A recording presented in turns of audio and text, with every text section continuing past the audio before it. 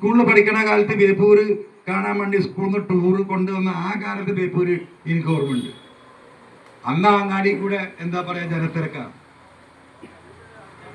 ഇന്നിപ്പോ എന്താ ബേപ്പൂരങ്ങാടി ഇപ്പൊ ഇവന്റെ ഈ എന്താ പറയാ ഈ മസാലയൊക്കെ പാടെ റീൽസൊക്കെ പാടെ കേട്ടിട്ട് നാട്ടിൽ നിന്ന് ആരെങ്കിലും ബേപ്പൂര് കാണാൻ വന്ന ഒരു ബേപ്പൂര് തിരഞ്ഞെടുക്കുക. ബേപ്പൂര് കാണാനില്ല, ബേപ്പൂരങ്ങാടി ടൗൺ ദുബായിക്ക് തുല്യം, സിംഗപ്പൂരിന് തുല്യതല്ലേ ഈ വാട്സാപ്പിൽ വരെ. എന്നിട്ട് തിരഞ്ഞെടുക്കുക എന്താ കാണാനല്ലേ? 2 ഓംലേറ്റ് അടിക്കണ പെട്ടിപ്പീടിയും 2 ഇരുമ്പ് തുരുപിടിച്ച് മനുഷ്യന് മൂർത്താക്ക് വീഴാൻ നിൽക്കുന്ന കുറച്ച് കെട്ടിയിട്ടുണ്ടാ പോലെക്കല്. ഇതല്ലേ ബേപ്പൂര്? അപ്പൊ എന്ത് നടത്തി? ആ കടലിന്റെ പക്കത്ത് കുറെ മണ്ണും നടത്തി അതിന്റെ മുകളിൽ കോൺക്രീറ്റും ഇട്ട് അതിന്റെ മുകളിൽ കുറച്ച് ലൈറ്റും വെച്ച് കുറച്ച് ആടാനും ആടാനും. ഇതാണ് വികസനം. എൻ്റെ അമ്മേ, ഞാൻ ബേജാറായിട്ടാണ് ഇവിടെ വന്നിരുന്നത്. ഒന്നും ജനങ്ങളുമായി ബന്ധപ്പെട്ട ജനങ്ങൾക്ക് ഉപകാരപ്പെടുന്ന എന്ത് ചെയ്തു എന്ന് തിരിച്ചു ചോദിക്കാൻ നമുക്ക് കഴിയണം. DC റോഡിന്റെ വികസനം എത്ര കാലമായി പറയണം. പിന്നെ അന്ന് ചെന്നപ്പോൾ ആൾക്കാരെ കൊണ്ടിട്ട് എനിക്ക് അന്നത്തെ കല്ല് കാണിച്ചു തരാം. എവിടേക്കും തൊട്ടിട്ടില്ല. എവിടുന്നാണോ പൈസ അടിച്ചു മാറ്റാൻ പറ്റുക അതിന് മാത്രമേ പോയിട്ടുള്ളൂ. ബ്രിട്ടീഷുകാരുണ്ടാക്കിയ പാലം നമുക്കറിയാം. കാര്യമായിട്ട് മുപ്പര് കേരളത്തിലെ വികസനത്തിന്റെ ഒരു പണി എന്താ പറയുക? പെയിന്റ് അടിയാണ്. അതിനൊരു കമ്പനി ഉണ്ടാക്കിയിരുന്നു. എല്ലായിടത്തും പെയിന്റ് അടിക്കുക. എന്നിട്ട് നമുക്ക് ലൈറ്റ് 1.25 കോടി, നിങ്ങൾ ചിരിക്കരുത്, 1.25 കോടി ഉറുപ്പിയാണ് ഈ പാലത്തിൽ ലൈറ്റ് ഇടാൻ വാങ്ങിയത്. ഞാൻ ആ സമരത്തിന് വന്ന ഇവിടെ നിന്ന് UDF വിളിച്ചിട്ട് ഈ അങ്ങാടിയിൽ ഉണ്ടാവും ലൈറ്റും മറ്റേ ഫാനൊക്കെ വാടക കൊടുക്കുന്ന ആരെയുണ്ടതിൽ?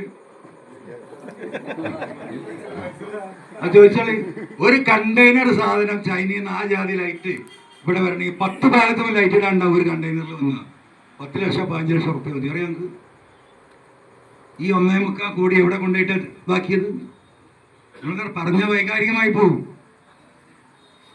എന്നിട്ട് അതിന്റെ കേട് ഓർത്താൻ വേറെ 2.5 കോടി, 3.25 കോടി ഉറുപ്പിക. ഇപ്പൊ വിവരാകാശം കൊടുത്തിട്ട് 1.5 മാസമായി കടലാസ് വില തരുന്നില്ല. ഇപ്പൊ ഇവിടെ ഒരു ആകാശ മിഠായി ഉണ്ടാക്കിയിട്ടുണ്ട്. പല ജാതി മിഠായി നമ്മൾ കേട്ടിരുന്നു. മനസ്സിലായില്ലേ? ആകാശ മിഠായി കാരണം പിടുത്തം കിട്ടൂല. അതാണ് പേര് തന്നെ മനസ്സിലാക്കിയോളൂ. ഗുണമില്ലല്ല ഇപ്പൊ നമുക്ക് കാണാൻ പറ്റുള്ളൂ. ആകാശ മിഠായി. യൂത്ത് ലീഗുകാരും യൂത്ത് കോൺഗ്രസ്സുകാരും നിങ്ങൾ വെറുതെ ഇവിടെ നിന്ന് തിരിച്ചാൽ പറയുന്നത് പോയി കാണണം. 10 കോടി ഉറുപ്പിക ഇട്ടിട്ട് 2 ഇരുമ്പിന്റെ കാലെടുത്ത് ഇങ്ങനെ പറക്കാൻ നിൽക്കുന്ന ഒരു സാധനം ഉണ്ടാക്കിയിട്ട് അതിൽ കുറച്ച് ഈ പറഞ്ഞ പോലെ പെയിന്റ് അവിടെ ഇവിടെ അടിച്ചിട്ട് 10 കോടി ഉറുപ്പിക. എത്ര ഇപ്പം നമ്മളെ ഫറൂഖിലെ മറ്റേ പാലം, ഇപ്പം നിലവിലുള്ള 2ാമത്തെ പാലം, പുതിയ പാലം എന്ന് പറയാം. പക്ഷെ അത് 40 കൊല്ലമായി ഞാൻ സ്കൂൾ പഠിക്കുമ്പോൾ ഉണ്ടാക്കിയത്. അപ്പോ അതുകൊണ്ടാണ് പറഞ്ഞാൽ കിട്ടാത്തത്.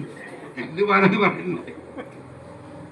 അതിന്റെ കൈവരി മാറ്റി വെപ്പര് 20 ലൈറ്റ് വെത്തിടും. മിനിയാനെ പോരുമ്പോ രാത്രി എണ്ണി ഒരു സൈഡിൽ ഞാൻ നമ്മളെ സെക്യൂരിറ്റിക്കാരനോട് എണ്ണാൻ പറഞ്ഞ ഈ ഭാഗം ഞാനും ഉണ്ടാകും. എത്ര അറിയാം? 1.25 കോടി ഉറുപ്പിക.